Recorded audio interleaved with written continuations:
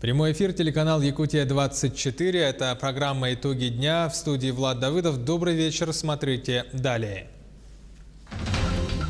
Развитие добычи золота и расселение граждан. Важные вопросы Айсен Николаев обсудил в ходе визита в Алданский район.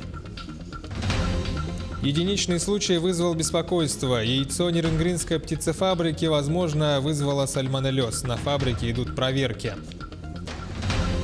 100 дней до цифры, до полного перехода на цифровое эфирное вещание осталось немного. Для настройки антенны и телевизора выпустили приложение «Телегид». Как это работает? Год экологии в Алдании. Местные общественники по защите окружающей среды наметили план работы на текущий год, какие поставили задачи. И ко Дню защитника Отечества в Ленске провели смотр военно-патриотических клубов.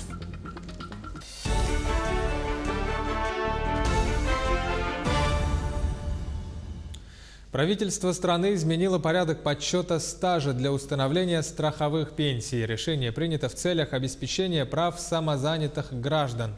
Об этом сообщается на сайте Кабинета министров России. Речь идет о правилах подсчета и подтверждения страхового стажа для установления страховых пенсий. Они дополнены новыми положениями и предусматривают включение в страховой стаж периодов уплаты взносов на обязательное пенсионное страхование и определяют особенности зачета этих периодов. С начала этого года в 4 регионах России – Москве, Московской, Калужской областях и Татарстане – проводят эксперимент по введению нового налогового режима для самозанятых – налог на профессиональный доход. Глава Минфина Антон Силуанов поручил профильным ведомствам подготовить предложение по введению налогового режима для самозанятых во всех регионах страны с 2020 года. А в Госдуме предложили передавать пенсии по наследству. В пояснительной записке к соответствующему законопроекту говорится, что человек, на протяжении жизни уплачивавший взносы, должен иметь гарантии их возврата ему самому или его наследникам. Для этого депутаты предлагают установить гарантированный период получения страховой пенсии по старости. Этот период будет рассчитываться по формуле «Ожидаемая продолжительность жизни в России плюс 5 лет». Пока же эту инициативу не поддержали в Комитете Совета Федерации по социальной политике, подчеркнув при этом, что выплата страховой пенсии по старости осуществляется бессрочно. В Пенсионном фонде от комментариев пока воздержались. Тем временем Министерство транспорта разработало нормы труда и отдыха для водителей грузовиков и автобусов. Ведомство предлагает ограничить время управления автомобилем до 9 часов в сутки. При этом водителям также будет необходимо отдыхать каждые 4,5 часа по 45 минут. Кроме того, поясняется, что водители должны отдыхать не менее 11 часов в сутки, а суммарное время управления машиной в неделю не должно превышать 56 часов в неделю. Режим труда и отдыха будет фиксироваться с помощью тахографов. Приборы станут обязательными к установке с 1 ноября текущего года. При этом аппараты должны быть на всех автобусах и грузовиках массой более 3,5 тонн. К другим темам глава республики Айсен Николаев посетил Алданский район. В приоритете визита руководителя региона было два основных вопроса. Это развитие золотодобывающей отрасли в Якутии и работа программы по переселению граждан из аварийного жилья. Все подробности у Руслана Павлова. То, что алданские золотодобывающие предприятия показывают хорошую динамику производства и ежегодно извлекают из недр все больше и больше золота, отметил глава республики Айсен Николаев. Однако задачи, которые сегодня ставит правительство перед металлургами, охватывают весь спектр производства от подготовки кадров до экологической составляющей. Февраль-март месяц – это, конечно, для золотодобывающих предприятий это период подготовки к промсезону. Сегодня нужно активно уже в эту фазу входить. И, соответственно, конечно, очень важно, чтобы все мероприятия были проведены, чтобы промсезон прошел успешно. Ну и, конечно же, вопросы экологии. они имеют особое значение. Как раз об этом говорили на совещании о перспективах развития золотодобывающей отрасли Якутии. Впрочем, местные промышленники уже внедрили в производство все аспекты, которые сегодня диктует рынок и законодательство. По Алданскому району по золотодобывающим компаниям в прошлом году было 7 серьезных проверок со стороны контролирующих органов. 5 крупных нарушений было выявлено. Работа идет. Другой вопрос, который рассмотрели в этот визит главы – переселение из аварийного жилья. Алданский район стоит вторым по количеству изношенного жилья после столицы республики. На новом витке реализации программы по переселению из более 60 миллиардов, предназначенных для республики, Алданский район получит чуть менее 15 миллиардов. В принципе, можно сделать предварительный вывод, что город и муниципальное образование в целом к переселению готовы к программе, к первому этапу переселения, скажем так. Поэтому, я думаю, и при определенном нормальном взаимодействии все вопросы будут решаться в рабочем порядке. До 1 апреля текущего года должна быть сформирована республиканская программа по переселению из аварийного жилья, поэтому Айсен Николаев настойчиво порекомендовал главам поселений принять местные программы в кратчайшие сроки. При таком масштабном расселении, особенности вот по городу Алдану, поселку Томмот, мы обязательно должны смотреть возможности комплексной застройки, чтобы огромное вот количество на самом деле жилья, которое будет построено, чтобы было построено не хаотично, не разбросано, а было построено современные, красивые, комфортабельные микрорайоны. Несмотря на плотный график работы, глава республики уделил несколько минут и поздравил с золотой свадьбой 2 семьи, которые отмечали в этот день 50-летие совместной жизни. Для юбиляров такое внимание со стороны руководства Якутии было неожиданным и запоминающимся.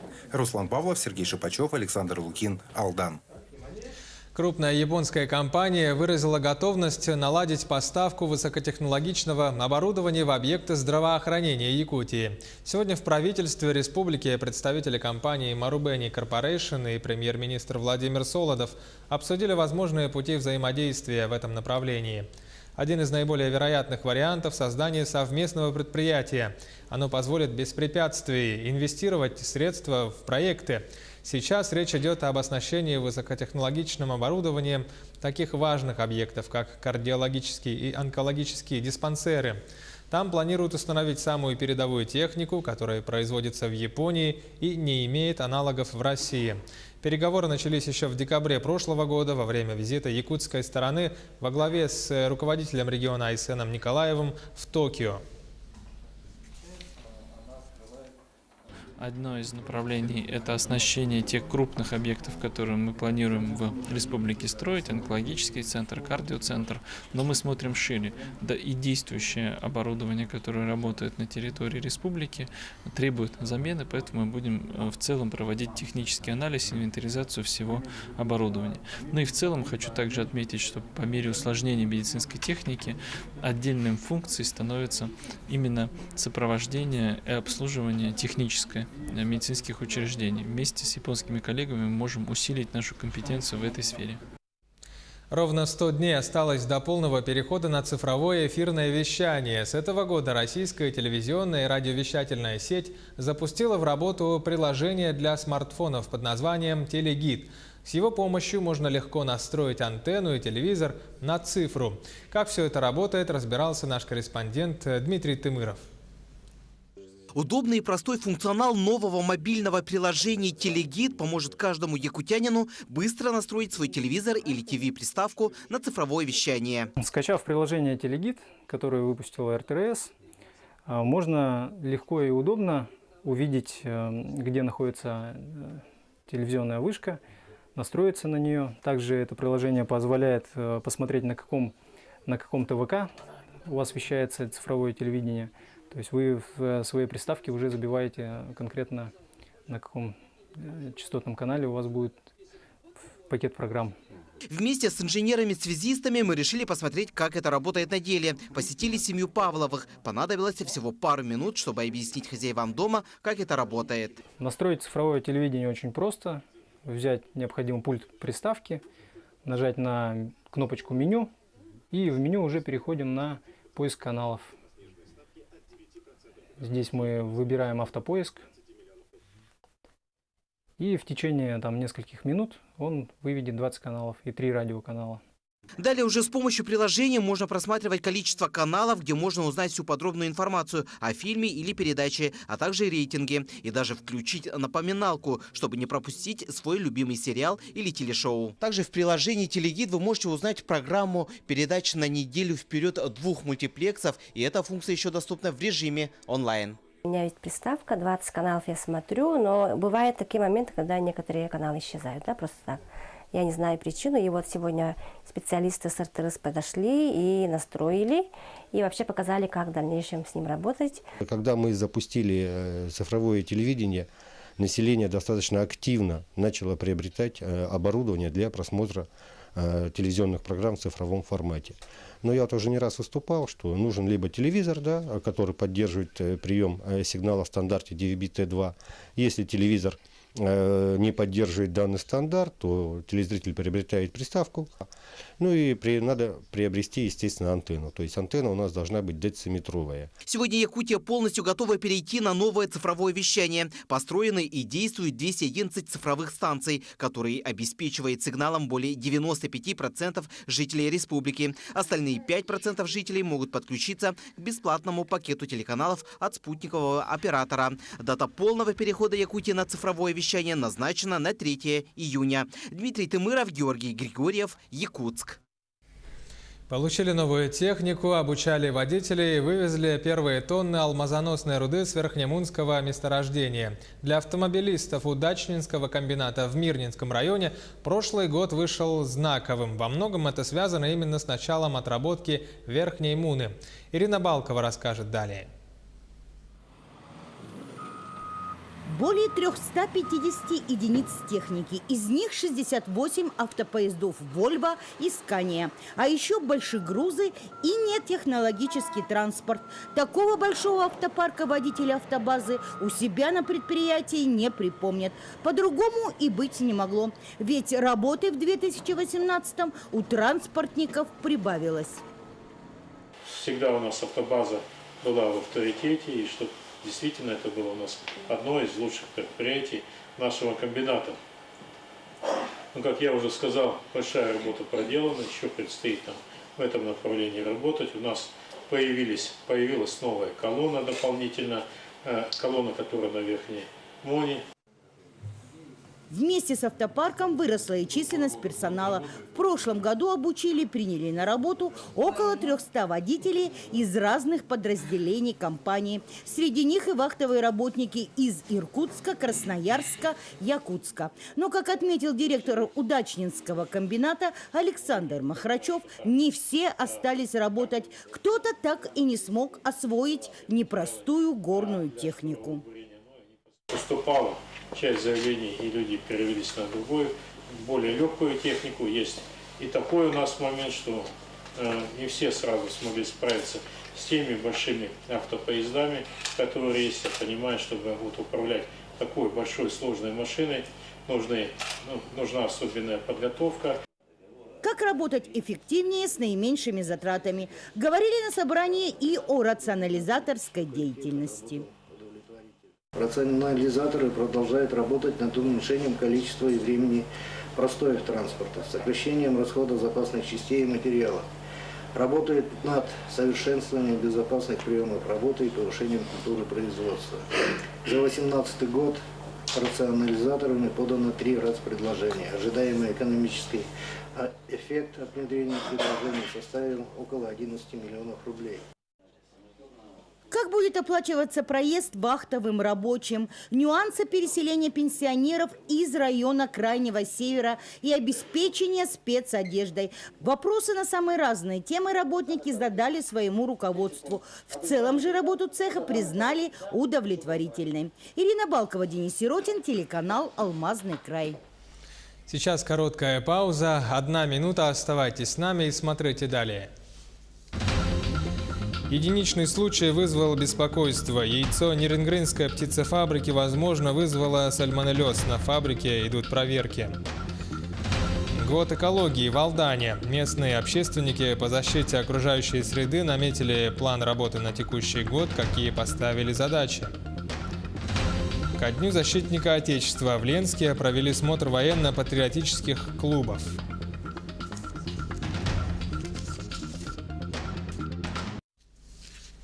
Якутия-24 в прямом эфире. Программа «Итоги дня». В студии Влад Давыдов. Продолжаем выпуск. Около 300 килограммов зараженной курицы могли попасть на кухни детских садов Алданского района. Информация об этом поступила из Управления ветеринарии Санкт-Петербурга. Там сообщили, что на территорию Алданского района поступила продукция замороженного мяса птицы.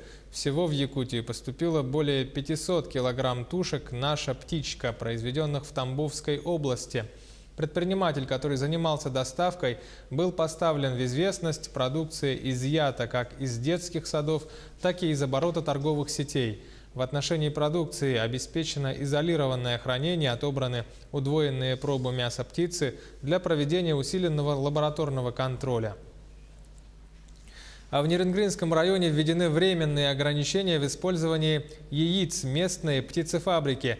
Причиной послужил единичный случай заражения острой кишечной инфекцией сальмонеллез. В ситуации разбиралась наш корреспондент в Южной Якутии Александра Цыбикова.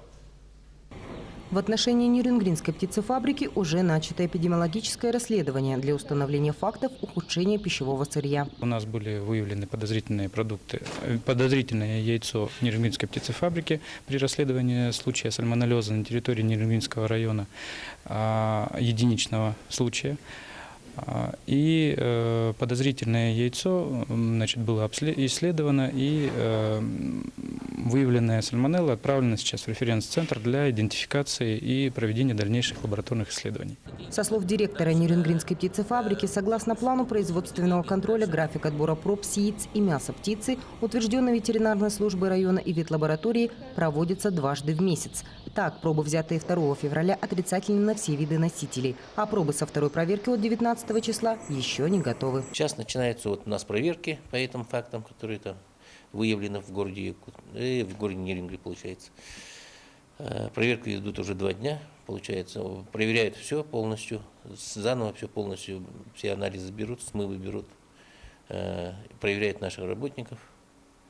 Ну, в данный момент у нас пока никакой информации нету, но я думаю, у нас будут хорошие результаты, так как мы действительно соблюдаем производственную самодисциплину. Результаты лабораторных анализов должны быть готовы на следующей неделе. Директор отметил, что все работники птицефабрики регулярно проходят медицинское освидетельствование и имеют санитарные книжки. Ну, я не могу голословно говорить, да, это, скорее всего, проверка покажет. Но с моей стороны, с нашей стороны, наше мнение, что действительно там, может быть, не соблюдали там товарное соседство, может, другие, ну, как говорится, были и люди, как говорится, ну, участвовали, может быть, и без санки нежик или как-то в этом плане. Ну, я думаю, что, скорее всего, это сторонняя инфекция. Напомним, Нерюнгринская птицефабрика ежедневно производит порядка 100 тысяч яиц. В месяц получается 2,5 миллиона. Реализуется продукт по всей республике. Основной покупатель – город Якутск и заречная группа улусов. 1/3 производимого яйца остается в Нерюнгринском районе. Мы будем следить за дальнейшим развитием событий и держать вас в курсе. Александра Цыбикова, Сергей Козюра, Нерюнгри. Сотрудники пожарно-спасательного гарнизона города Мирного запустили показ профилактических видео и аудио о пожарной безопасности. На данный момент агитматериалы транслируют почти во всех общеобразовательных и государственных учреждениях города. Также идею поддержали неравнодушные предприниматели алмазной столицы, безвозмездно транслируя ролик на рекламных щитах, в общественном транспорте, торговых центрах и кинотеатрах. В дальнейшем планируют их размещение и в других объектах с массовым пребыванием людей. Пропаганда, такую рекламу нужна. Население должно быть в курсе, как себя вести. Пусть даже краем уха там не осмысленно, но все равно где-то эта подкорочка отложится, я так считаю. Приходя в магазин, конечно, необычно услышать такую новости, например, от МЧС или еще от чего-то. Люди, заходя в магазин, как бы смотрят на товары, смотрят на цены, на кассиров, на монитор. А звуковые, как бы, уже предупреждают, слышно, что до людей доносят какие-то новости от МЧС, например, от тонкости льда, о пожарной безопасности. Как бы это очень удобно. В Алданском районе местные общественные экологи и инспекторы по надзору наметили планы работы. Обозначили много дел. Прежде всего, это связано с тем, что в районе 2019 объявлен годом экологии. Рассказывает Татьяна Вахнина. Бережно относиться к природе нужно учиться с детства, считает Ольга Симонова, член районного экологического совета. В воспитании и просвещении подрастающего поколения Ольга видит одну из основных своих задач – уборка и озеленение улиц, проведение акций, повышающих экологическую грамотность как детей, так и взрослых. На ближайшее будущее планов у Ольги много. Я больше веду такую деятельность, которая носит такой, знаете, экологически-воспитательный характер. Я работаю с подрастающим поколением, значит, провожу с ними какие-то природоохранные акции. Ольга возглавляет отдел экологии и природопользования одной из золотодобывающих компаний. В последний год защитой окружающей среды занимается не только в рамках служебных полномочий, но и как общественный деятель. Контроль деятельности предприятий, выдача предписаний и рекомендаций, реагирование на жалобы населения – таковы ее главные функции. Я бы хотела сказать, что в Алдане неплохая экологическая обстановка. У нас следят за этим органы, да, то они сразу реагируют. Допустим, если какое-то загрязнение, вот как часто мы наблюдаем у Ортосала, да, то тут сразу реакция местного комитета охраны природы, и, в принципе, все сразу устраняется. Наряду с работой общественных экологов важна деятельность общественных инспекторов. В 90-х годах понятие общественного контроля было утрачено. В последние годы по инициативе министра экологии данный институт возрождается. 2019, объявленный в Алданском районе годом экологии и защиты окружающей среды, станет насыщенным для всех категорий общественных деятелей. Мы искренне надеемся, что в год экологического благополучия наше население и общественники примут активное участие в мероприятиях. В настоящее время в Алданском районе работают 20 общественных инспекторов. В их числе предприниматели, пенсионеры, сотрудники объектов золотодобычи и члены родовых общин. Особенно важна деятельность общественных инспекторов в отдаленных уголках, куда затруднен выезд. Татьяна Вахнина, Сергей Шипачев, Александр Лукин, Алдан. Готов к труду и обороне вместе с папой. Якутия присоединилась к всероссийской акции «Отцовский патруль. Мы готовы». Главы семей вместе с детьми выполнили нормативы ГТО. Всего приняли участие 90 семей из 16 районов республики. Для первого подобного мероприятия такого ажиотажа никто не ожидал, но такая активность показала, что в республике массовый спорт довольно распространен. Соревнования проводили по 4 видам: подтягивание, прыжок в длину, с места, гибкость и бег. Лучших отметили медалями и памятными подарками, однако на этом акция не закончилась. Завтра все желающие смогут сдать нормативы ГТО, и результаты пойдут в официальный зачет. Конечно, благодаря именно выполнению комплекса ГТО, во-первых, мы увеличиваем количество систематически занимающихся физической культурой и спортом. И сегодняшняя акция – это, можно сказать, даже и не соревнование, да, тут не важен результат, да, а самое главное – это отец с ребенком принимал активное участие и тем самым подавал, конечно же, примеры другим семьям. И спортивный результат тут не главное, а самое главное – участие. В Ленске провели смотр военно-патриотических клубов. За звание лучших боролись 6 команд. Конкурс посвятили 30-летию вывода войск из Афганистана. Сюжет Светланы Балеевой. В каждой из 6 команд были и парни, и девушки. Важно, что в соревнованиях участвовали не только ленские учебные заведения, но и представители из Бичинчинского и Чимчинского наслегов. Ребятам предстояло пройти 3 этапа. Первый – это визитная карточка. Клубы красочно представили себя и свою деятельность, рассказали о своих достижениях. Мы сохраняем лучшие традиции кадет, наших предшественников. Во время прохождения занятий и соревнований в лагере «Фурбоз» мы сдаем определенные нормативы. Второй этап был творческим. Ребята исполнили песни по тематике самого конкурса. Песни о тяжелой войне, об утратах, звучавшие под гитару, затронули всех зрителей. Особенно в исполнении клуба «Виктория» первой городской школы. Ребята трогательно разыграли сценку под тематику песни. Во дворе мальчишка Саша, у него собака, а еще машина есть, а еще есть папа. Большая честь выступать на этом мероприятии, показать, как мы относимся к нашим ветеранам. Начали готовиться за месяц мероприятия. И каждый, как не каждый день, а в определенные дни в неделю ходили. Последний конкурс был самым зрелищным. Ребята выступили с оружием. В этом конкурсе важна была физическая подготовка. Выступление клуба «Беркут» второй городской школы вызвало восторг публики. Аплодировали ребятам стоя. К этому мероприятию мы готовились все вместе, сплоченно. Как мы узнали, мы обрадовались, потому что мы хотим еще раз победить, конечно же. И мы хотим показать наш клуб со всех сторон и с самой хорошей стороны, что мы дружные, добрые и позитивные. По итогам всех этапов, по оценке жюри, третье место досталось военно-патриотическому клубу из поселка Бичинча «Ястребы». Второе место занял клуб «Беркут» второй школы, а безоговорочную победу одержал клуб «Виктория» первой городской школы. Я думаю, самое главное, что дети получат, это заряд, пообщаются, получат заряд бодрости. И это все-таки у нас процесс патриотического воспитания во время вот таких мероприятий как раз и происходит. Все команды по итогам конкурса были награждены грамотами и медалями. Светлана Балеева, Виталий Андреев, Ленск. Таковы итоги дня сегодня. Оставайтесь на канале Якутия-24, будьте всегда в курсе.